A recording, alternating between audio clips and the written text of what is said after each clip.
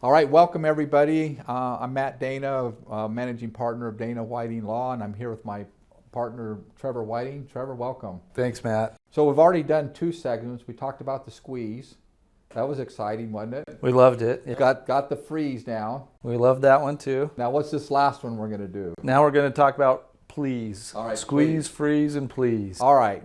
So, Trevor, I'm not exaggerating, but by the time you do those first two techniques, there's only a few things that are left over. I'm just telling you, we've been doing this for a lot of years. The squeeze and the freeze are two powerful techniques.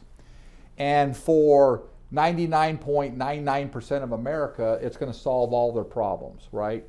But that little tiny piece, that $100 million client plus, he may still have something that's red that's going to cause an estate tax. Right. And we were using the example earlier of a $100 million client. With the squeeze, we got $40 million into a green box. With the freeze, we sold $40 million to a green box. And let's just say that client lived for another 10 years. That green box that we gave 40 and we sold 40, that green box that had 80 in it now has 200 million in it. We got that appreciation out. That's green. What he has left over that's red is maybe 20 or 30 million. And so now he's going to die, and he's got this last 20 or 30 million dollar piece that's going to cause a 40% tax. And let's just, for discussion purposes, say he's got, I'm going to say 40 million that's red, 40% of 40 million, he's going to pay 16 million in tax, right? So the first please is just please the IRS. I mean, we fought a good fight. We've got 200 million that's green, right? We did pretty good. Did pretty good. Yeah. Paying 16 million, not a bad gig, right? Right. We wouldn't do that, right? Because we don't want to pay them anything, right? We're tax attorneys. We love our country, but we also love the tax rules, and we know the tax rules, and we don't want to pay if we don't have to pay. So the next please would be the guy that is selling a life insurance policy. And I'm not knocking those guys. I was one of those guys, right? I'm a CLU. I used to sell life insurance for Northwestern Mutual. I understand life insurance. And I do understand there's certain clients, it makes a lot of sense. If their estate tax liability is going to be $16 million, all right, let's go out and buy a $16 million life insurance policy, right? Let's put that in the green box. We'll use that to pay the tax, right?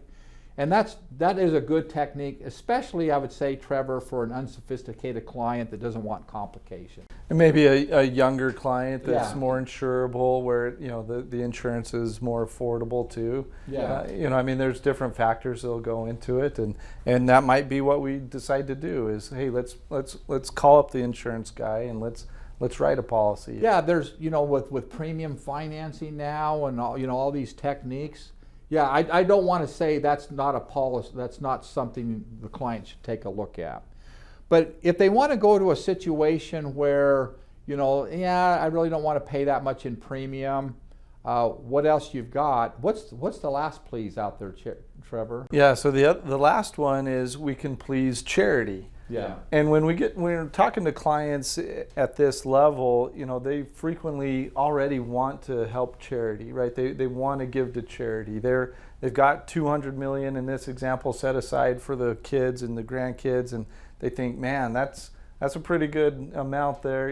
How much do the kids need? Kids are going to be fine. The kids are going to be fine. Maybe we can give some more to charity. And so we talk to clients about that, and we tell them there's two primary options. The first one is they can just say whatever piece that is, and we can word the document properly where we just say whatever piece is causing us this issue on the estate tax, that can go straight to, maybe it's a private foundation for that client. Or that client creates their own family foundation. They create their own. Dump this $30 million in our example into that foundation, get a charitable deduction, and be done with it. That's right. Or to a public charity. Maybe they have their favorite charity out there.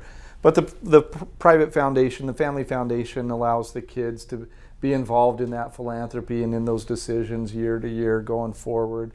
And so, that's kind of the first option. We just give it straight out to those charities. So the second option is to send that charitable component to a washing machine. or what we call a TCLAT, a Testamentary Charitable Lead Annuity Trust. Maybe we're washing the girdle. Maybe it's the girdle that's being washed, but with the washing machine, we came up with that because we've got this piece of the estate that's dirty. It's causing us this headache because it's subject to estate tax, and so we run it through the cycle in this washing machine, and the washing machine cleans it of any estate tax liability, and what happens is we take that amount, we put it into this charitable lead trust. And the cycle is usually about 15 years that we set it up for. And over that 15 years, that washing machine is sending payments out to charity. And again, it can be to that private foundation, or it can be out to public charities that we like. But it's sending out amounts to charity each year. But what's left over at the end of the year, after those assets inside of it have been invested and are growing in value and things like that, what's left over comes back to the kids free of any estate tax. And so they receive their inheritance when mom and dad pass away, and they've got that $200 million. But then 15 years later, if there's leftovers in this washing machine, then that's going to come back as a second inheritance back to the kids. Yeah, so basically you're saying the kids get two inheritances, right? When mom and dad die, we've got the $250 million in the green box already. Right. We've got the $30 million that's tainted with estate tax. Throw that into the washing machine, it washes out over a 15-year period, and 15 years later they get the $30 million back. Right. Yeah.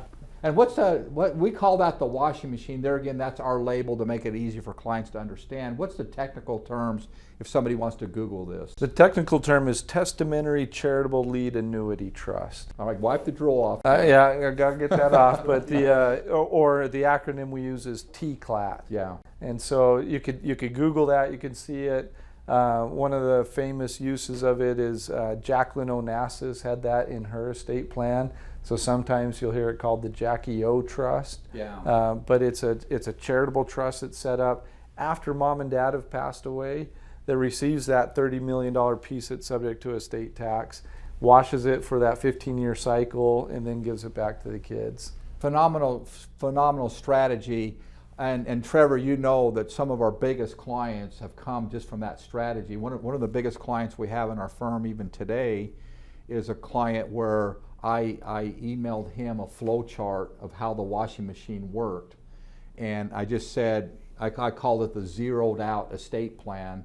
And I said, why don't we get together for lunch and talk about this? And it was a breath of fresh air. And I think our wealthy clients really like that. Right. And the thing is, why isn't Trevor, I always get from clients, well, why isn't everybody talking about this? I mean, speak to that point. Yeah, these are complicated topics, and which is why we use terminology like washing machine and squeeze, freeze, and please to try to simplify it for our clients.